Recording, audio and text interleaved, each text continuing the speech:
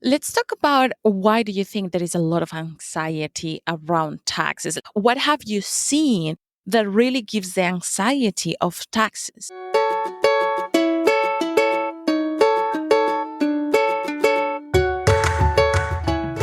Hello and welcome to the Money Mindset Show, the place where we help female entrepreneurs to transform their mind so that they can achieve financial success in the least amount of time. Here, we talk about subconscious mind, we talk about money mindset chips, money mindset blocks, a strategy so that you can bypass your own money mindset and increase your income, better your relationship with money, and grow your business.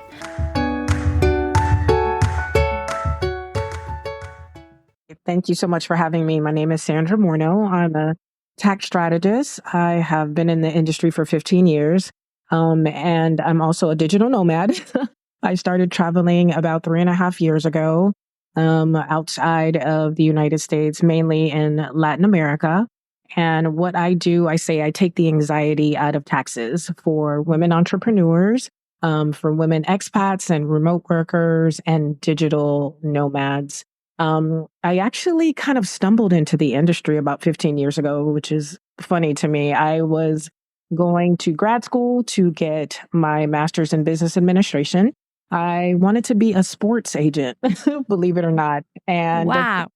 I know it's crazy. I still am kind of a sports fanatic, and I wanted to help athletes, when it came to their contracts and their financials. And I had a friend who had an accounting firm, and I needed to make money. So I went Right. to school during the day, and I helped him with his accounting firm at night, helping clients, with their taxes, with their bookkeeping, with audits, and here I am 15 plus years later, still helping people, when it comes to their taxes, because I feel like no one should be overpaying in their taxes, right? And we all need that extra help to make sure that we're doing our taxes right. And, when it comes to taxes, there's anxiety. So I really Yeah, try to a help lot. give peace when it comes to taxes and help educate people and make the process as simple as possible. Let's talk about why do you think there is a lot of anxiety around taxes? Like I have my own opinion and the people that has gone through this series, especially one of the things that we have talked about as a challenge are taxes, right? Nobody really teaches you what taxes, like what are you talking about? Right? It's always like this unknown within the unknown finance world. But why or what have you seen that really gives the anxiety of taxes? It's just a lack of understanding, a lack of understanding, a lack of guidance. There aren't enough tax professionals out there that are willing to kind of really explain it to people, Mhm. in English terms, like layman's terms, right? Don't talk tax talk because no one understands that. But try to explain it in a way that makes sense for them. And then also the IRS. When people think of the IRS, they're like, oh my gosh, this person can really take everything in my bank account. They can put a freeze on my housing. Like the power of the IRS is just, kind of crazy to me. And Yeah.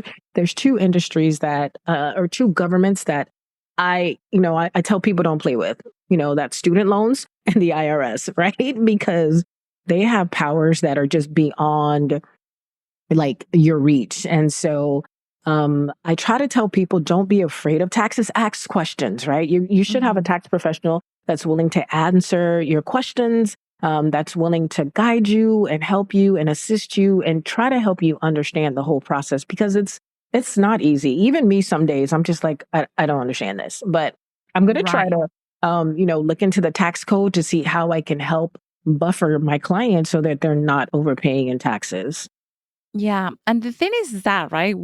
Just what you just said. Sometimes people think that taxes professional people that don't are working with this understands 100% of the things. No, you guys also need to read and really debate and interpret and all of these things. Like my parents do taxes every single day of their lives, and every single time the laws are changing Yeah. and the interpretations. Like something comes up and you are debating, you are thinking how this applies, in what cases, in what scenarios, and it's a whole job in itself to think about taxes. It's not uh, just present your return or present your sales taxes. I was just going to call it as they call it here in Europe, your BTV, but it's just the sales taxes.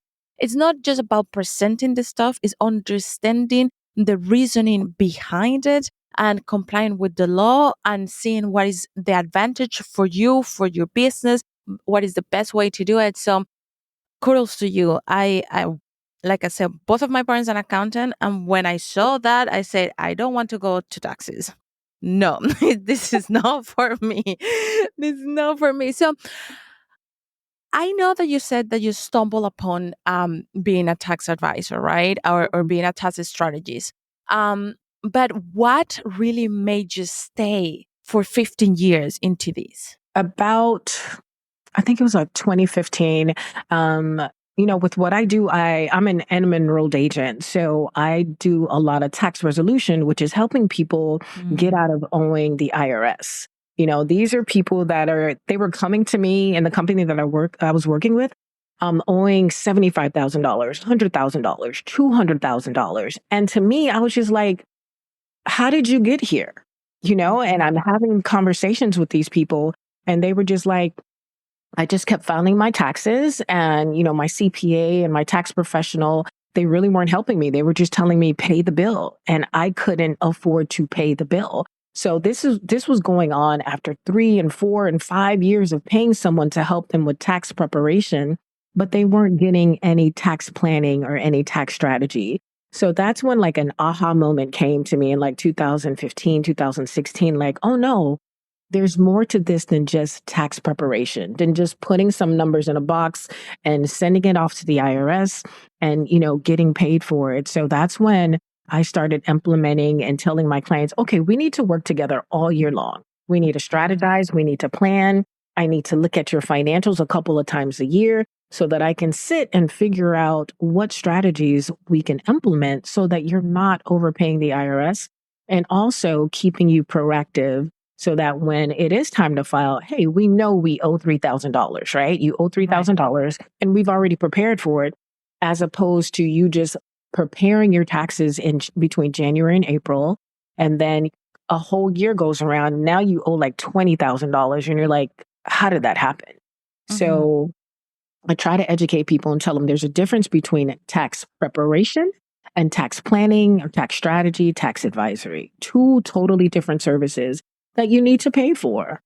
right, right. And it's that education behind what I find really, really powerful. So let's talk about your journey as a Black founder. What has been some challenges that you have encountered in these years of you being an entrepreneur and getting your message out there, but also navigating your own building a business journey?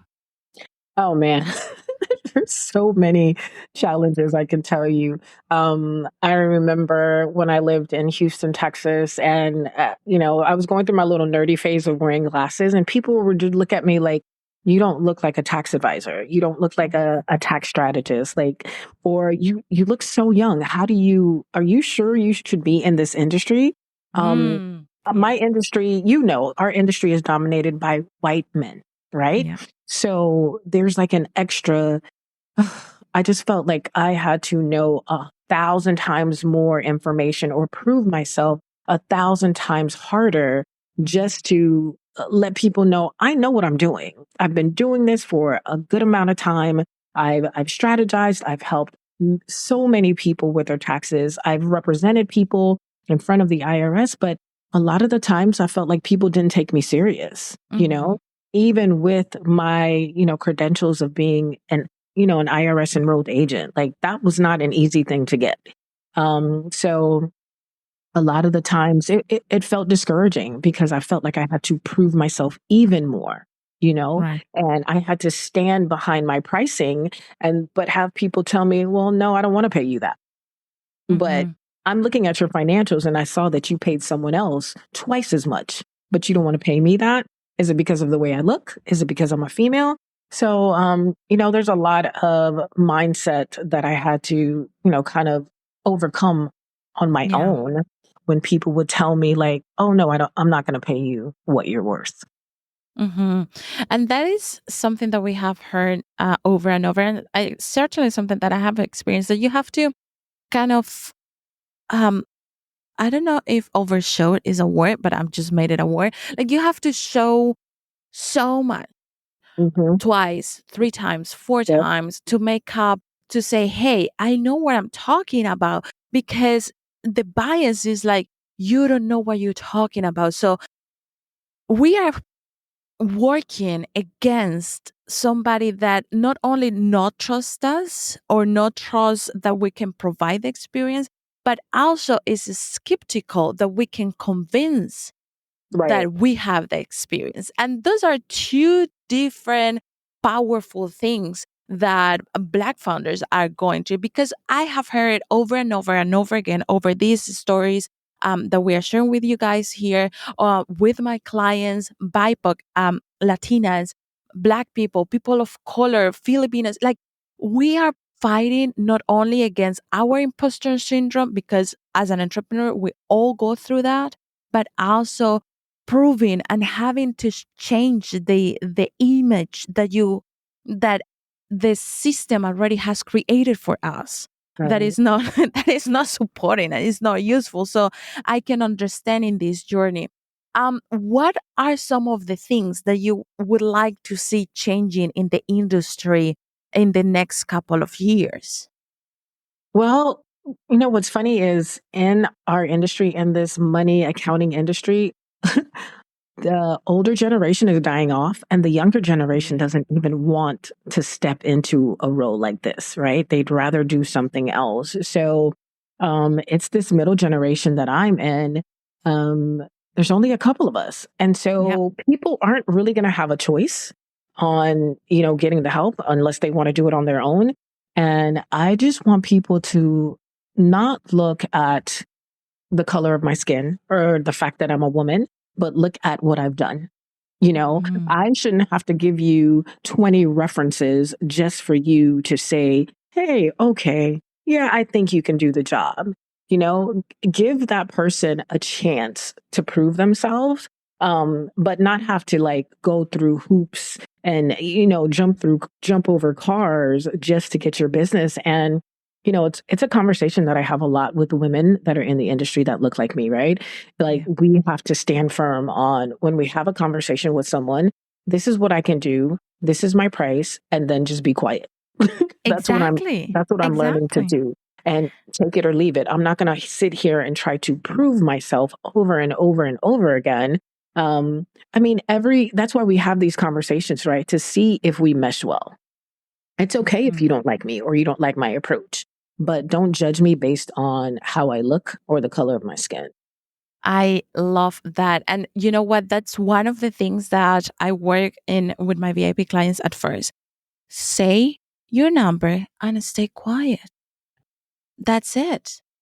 And you know how many sessions it takes for my client to just feel okay sitting and stay like stare at the other person. It has nothing to do with you.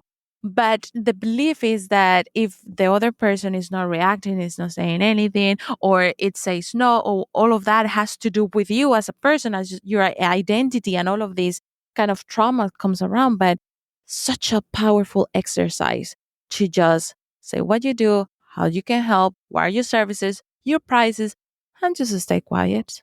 Like, try it today. You that are listening to this, try it today and see how uncomfortable that is, but how powerful as well that is. And it was going to change the path of your business as well.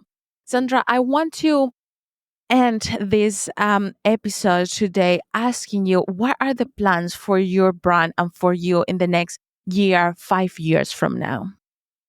So now that I'm focusing on digital nomads and expats, I am creating a community, a brand called the Money Smart Travel Nista, because I really want to focus on those women that want to get their financials right, that want to travel, that want that freedom, that want that community.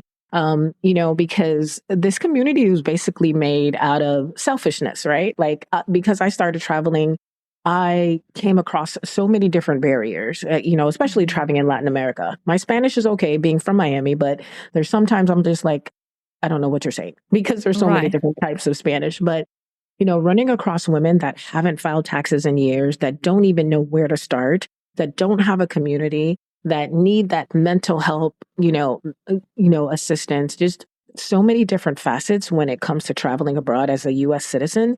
And so I'm creating that community and I'm excited about it, right? And I feel like the name says it all. Money Smart Travel Nista. Let's get Yeah. it all together.